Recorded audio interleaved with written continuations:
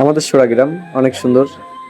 ঢাকায় আমাদের একটা ভাইয়া থাকে শ্রীবাস মজুমদার, উনি কমেন্ট করছেন আমাদের গ্রামের মাঠে ঘাটের কী অবস্থা। মাঠে ঘাটের অবস্থা বেশি একটা ভালো না, কারণ আকাশে মেঘ।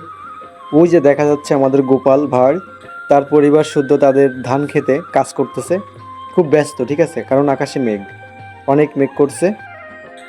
এদিকে অনেক জমি ডুবে গেছে পানিতে, অনেকের ধান কলাই গেছে, ঠিক আছে। অনেক কষ্ট হচ্ছে কৃষকদের ধান চাষ, ধান উঠাতে।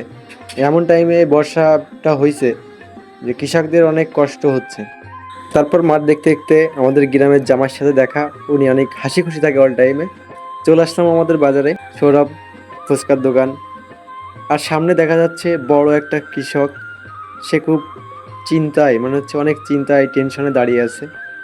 মানে কৃষক বোঝাই যাচ্ছে সে একটা কৃষক। গ্রাম বাংলার যে পরিবেশ দেখার পরে মন গাড় কাটা কেমন শিউরে ওঠে। অনেক সুন্দর পরিবেশ।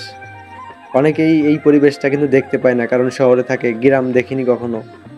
তো শহরের মানুষদের বলতে চাই আমাদের গ্রাম দেখার জন্য আসার, আসবেন আমাদের গ্রামটা দেখতে, অনেক সুন্দর। আর অবশ্যই হ্যাঁ, কে কোন জায়গা থেকে আমাদের এই ভিডিওটা দেখছেন কমেন্ট করবেন। আপনাদের কমেন্ট করলে আমাদের ভিডিও করতে ভালো লাগে, ঠিক আছে। আর রাস্তার পাশ দিয়ে যে কি ফুল গাছ জানি না, নাম নাম জানা থাকলে কমেন্ট করে যাবেন। সুন্দর একটা পরিবেশ গ্রামের, কিন্তু বৃষ্টি বর্ষা হওয়ার কারণে মানুষের ধান ওঠাতে অনেক সমস্যা হচ্ছে, অনেকের ধান কলাই গেছে মাঠে। আকাশে অনেক মেঘ করছে, যে কোনো সময় বৃষ্টি হতে পারে, কোনো গ্যারান্টি নাই।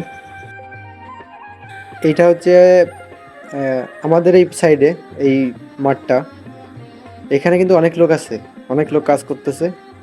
কথা বলতে বলতে কিন্তু বৃষ্টি শুরু হয়ে গেছে, বাসায় চলে আইছি, আর ভিডিও করতে পারলাম না। সবাই ভালো থাকবেন, ধন্যবাদ। আমাদের ভিডিওটা শেষ পর্যন্ত দেখার জন্য সবাইকে অসংখ্য অসংখ্য ধন্যবাদ। ভালো থাকবেন সবাই, সুন্দর সুন্দর কমেন্ট করবেন।